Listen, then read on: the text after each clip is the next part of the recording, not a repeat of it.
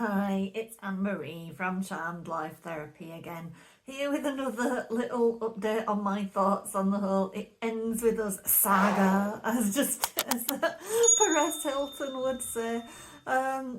This is one of the things that's funniest to me about all of it, is how I'm now kind of tuning into people that I would have never have considered following along with before, like Perez Hilton and like Candice Owens. And I think that's one of the interesting things about it all, is it's possibly encouraged all of us to consider what we're taking in and absorbing, and what we're just taking at face value without questioning it. And one of my main hopes for all of this is that in future, when we encounter people like Ryan Reynolds, who can't seem to answer a straight question without turning it into some kind of weird humour that often involves bodily parts and perineums and things like that, we'll question, is that funny, or is that somebody that can't answer a straight question that I cannot really have a real conversation or a real relationship with? Because that's becoming more and more clear as it progresses. Poor Ryan Reynolds, I don't think he was expecting to be examined at this level probably when all of this started, people analysing his every move and every behaviour. But it has raised an interesting point, as I say, and like one of the things was this thing that had popped up about somebody had asked him, if he could go back and visit any historical event, which historical event would he go to? And he brought it back to, he would revisit his own morning, I think, where he'd stared at a breastfeeding lady that was out, and I don't know whether he was staring at her breasts or staring at her face, I'm not really sure where it was, but they must have made eye contact, and he felt so awkward he just kept staring anyway, because he didn't know what else to do. And that can be something that many of us do when confronted with that thing. We see somebody out and about in a wheelchair or with an obvious disability, and we don't know, should we make eye contact, should we smile, should we, if we smile, is that smile going to look like a pitying smile? We tend to overanalyze everything rather than just allowing ourselves to come through. But in Ryan's case, that was a very interesting thing, really, that somebody asked him to go to a historical event and he instantly made it about him. He made it about him, and he made it something, again, about bodily parts and bodily behaviours and social awkwardness and the rest of it, and making fun of that kind of thing. He could have actually gone to a real historical event, but that didn't occur to him because he brought it back to him and his instant need to come up with something awkwardly funny that you're going to go off and analyse, was that funny or was that really quite disturbing? You know what I mean? That's kind of what's interesting and fascinating about Ryan. So yeah, for me as like a therapist, it's what I tell you to be. It's a really curious thing, this whole thing, because it asks you to analyse everything that you think and know, and the snap judgments that you make, and to try and keep a more open mind and try and weigh up both sides of the argument. Now, what we've had recently is this news that Blake's team have taken on this ex-CIA publicity specialist, crisis publicity specialist, and everybody's going, oh no, she's so desperate that she needs somebody that used to work for the CIA and possibly still has all these government clearances and the rest of it. And lo and behold, there's this now, what some people are describing as a hit piece in a paper. Is it the LA Times, is it? I believe you can Google the owner of that company, and he himself is very, very interesting. And, possibly there is some connections with this CIA guy there, who knows? But it's very interesting that this piece has come out. Again, targeting Justin Baldoni over his niceness and his need to be nice. And is this niceness genuine? Or is it toxic positivity? And it almost seems to suggest that all niceness is toxic positivity, because there has to be something wrong with it. Now, what's interesting about the article and all of this is that none of us are entirely altruistic. You know, we've all got slight narcissistic traits. It's kind of, and as, like I said it before, especially kind of if you're an actor. And the thing is, it's like when you see that person in the wheelchair in the street and you don't know whether to smile or whether to just act as if you haven't seen them. And part of that is because you don't know the appropriate reaction, and you don't want to make people feel like they're being noticed or picked out, or, you know, make them uncomfortable, whatever it is. So we're all going around kind of doing this, and you know, you get something like somebody that is nice and there doesn't seem to be a reason for it, and you know, it can be something that triggers you and makes you instantly suspicious, because maybe in the past somebody was nice to you and they were actually saying things behind your back. You know, you've heard of the term maybe smiling assassins. It has been said in the past that, you know, if people are smiley, smiley, smiley all the time, or jokey, jokey, jokey all the time, like Ryan Reynolds, they're the ones that, you know, are well armed in the background, that are probably saying and doing things about you. But yeah, just in kind of all of his seemingly altruistic things are pointed out in this article, and they're kind of trying to cast aspersions on it, that the fact there's, you know, that the company has this bias towards terminal illness stories, that they're monetizing that in some way. But the thing is, people have a choice whether they want their terminal illness stories to be, you know, filmed. That's on the person themselves. There's nothing to say that just because the company is somehow choosing to target terminally ill people as a means to make money. That's kind of an unfair assessment, you know. So once again, kind of, they've brought it all back to his faith, and is that faith questionable, and should it be in the workplace? And what's interesting once more is that that supposedly there are sources that either worked for the company, knew of the company, were involved in a second-hand way about the company. But once again, these sources are not willing to be named, so they're unnamed sources again. And again, we have a couple of instances where sources are named that are pro-Justin and say what a nice experience it was to work in that company, one of the best experiences of their working career. But for other people, there was this thing of, you know, kind of objecting or finding it really uncomfortable that faith or a sense of a belief system or having a particular ethos was broadly used within the company.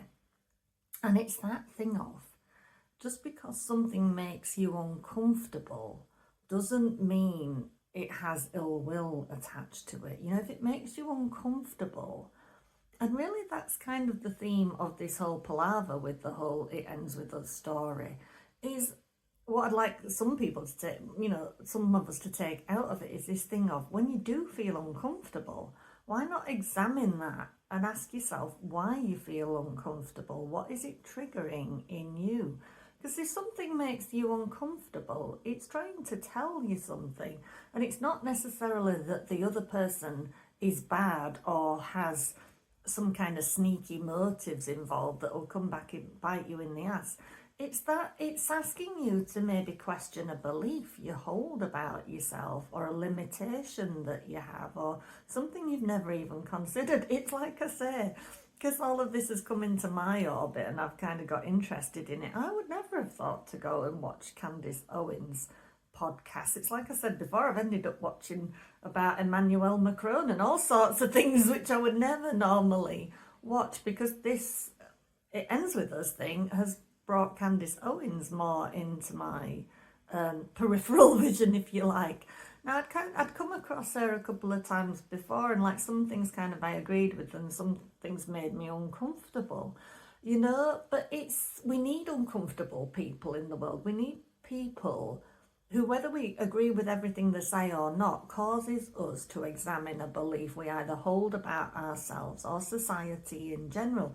Because the more information we have, the better. The more fully informed we are, the better we can make our own decisions then. The world doesn't work if we're only hearing one perspective. I mean, I don't generally usually watch anything to do with the news or politics, because I don't want people that spend a huge time of life being angry, infiltrating their views on me. But at the same time, you kind of have to listen to it with an open-minded way, and not let it absorb, but just kind of think, oh, isn't that curious? Isn't that interesting? Is there anything there that I need to investigate a little bit further, just so that I'm more well informed about what my view is? I mean, I don't generally get too heavily involved in politics more than anything, because they're not necessarily the people I want to get involved with, you know what I mean? But it is interesting, is all of this, and this thing of, why is niceness so suspicious? Why, if somebody's nice to you, do they have to be doing something behind your back, or there has to be an ulterior motive? So basically all of Justin's ethos and his company's ethos is once more being targeted. This idea of spreading nice, maybe having a blessing every once in a while, or asking people. I think one of the things was, and I don't know if it was a mandatory thing in the company, that asking people to sign off their business emails with so much love. Now, whether that was a mandated thing, or there was a company signature sent out that they had to use as a template, which I don't know, but that's what one of the complaints was, that somebody didn't find it appropriate that you were supposed to sign off your professional email with something like that. But the thing is, that's actually a really good idea. And yes, it might not be technically a professional email sign off, but the more you see the word love, and the more your mind sees that and register it, the more likely you are to see love out and about in the world, and the more likely you are to feel love, because your mind, anything that you make familiar to your mind takes it on board. So that's actually a really, if you are like a positively motivated and driven person, that's a really smart strategy, to have all of your emails across the board and in your company sign off with so much love, because that's actually spreading out amongst that community. So even if people don't believe it at that moment in time that somebody is saying that or feeling that, the more you see that, and the more your mind sees that, you take it on board whether you realize it or not. So that is actually a really good strategic strategy for actually bringing more well-being into the workplace and making people feel happier to be in that company. And it opens the gateway to more successful interactions between people. If people are being bombarded with love, as it were, it's not a bad strategy at all. The more we can see pleasant things written down and hear pleasant things in our ears and feel pleasant things with our bodies, the better the more it reminds us that we are actually put on this earth to be happy and to experience joy and contentment. So yeah, this supposed hit piece in the LA Times, it was full of this thing of, is this toxic positivity, this being nice? Is it genuine? Because if it makes you feel uncomfortable, it must be not genuine. There must be an ulterior motive. But, it's yet to be proven whether there is or there isn't. But just because something makes you uncomfortable does not mean that it's toxic, or does not mean that it's not genuine. People can actually believe in these things and promote them. And, it's up to you, if you don't want to continue working for that company, if it makes you so uncomfortable, then you're free to leave, aren't you? But it's another thing entirely what Blake has done, where Blake and Ryan seem to have taken this ethos of Justin's and the company's ethos. They've not bothered, I don't think they've bothered to investigate further, investigate the belief system and why they would be bringing this into a professional workplace. They've just seen it at face value, made a snap judgment on it because they're not used to niceness or people acting in that manner, and they've judged it as something suspicious.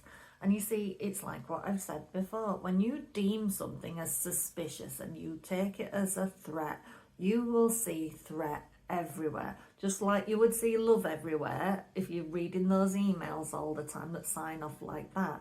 If you decide something is a threat, you label something that you see or hear or feel as a threat, and you feed that belief, you foster it, you will start to see threat and things that are wrong everywhere in that environment, and you'll start to catalogue yourself a little list of he did this, she did this happened, that happened, it made me feel uncomfortable, you know, and you will create for yourself from your ego mind a real problem that is not real at all. And that seems to be what Justin and Blake have done in this scenario, and add in a fair hefty dose of wanting to control the project anyway, and recognizing that it was about to become, you know, a few $100 million movie, and that it had repercussions in, could there be spin-offs and tie-ins and the rest of it. So they've kind of, it's like I said before, it's this perfect amalgamation of things that had to happen at the right time in a specific way with specific people for it all to fall into place. And that's exactly what's happened here. And obviously there's still stuff to be proved and disproved, and it will continue to be interesting to see what comes out. But what I really want to keep banging on to you is, you know, to not be so, you know, every time you feel something, to assess whether it's a genuine feeling or whether it's just triggering, you know, something from your own past or your own sphere of influence or interest, or, you know, something somebody did to you way back when, that somehow it's triggering something in you, or there's a bit of an insecurity in you, or it's going to ask you to do something that you may be not comfortable with. But ask yourself, is it something that I could be open to? Is it something that I could listen to without prejudice and make up my mind afterwards whether it's for me or not? Or am I going to just jump to a snap judgment and brand it as something just because that's the easier thing to do? And it's easier then to go off and whisper it in somebody else's ear that this must be wrong because it feels this way and that way and the other way, and start that Chinese whispers thing of it all growing and building into something else entirely that it wasn't at all. You know, it's really easy to turn something good into something bad, and vice versa, you know. And yeah, it's like a few years ago, if I'd have been in that company, Wayfarer, and my boss had asked me to sign off with so much love, a few years, because I remember one day when I was in one of my old jobs, I did accidentally one day, I don't know if I think my boss had emailed me, and because I was doing other things at the time and I just signed it off really quickly, I put an X on it, like a kiss at the end, without thinking, and just sent it. And I had to drop him an email to say sorry about the kiss afterwards. Luckily he took it in really good part and he just laughed. But it's when you do things automatically.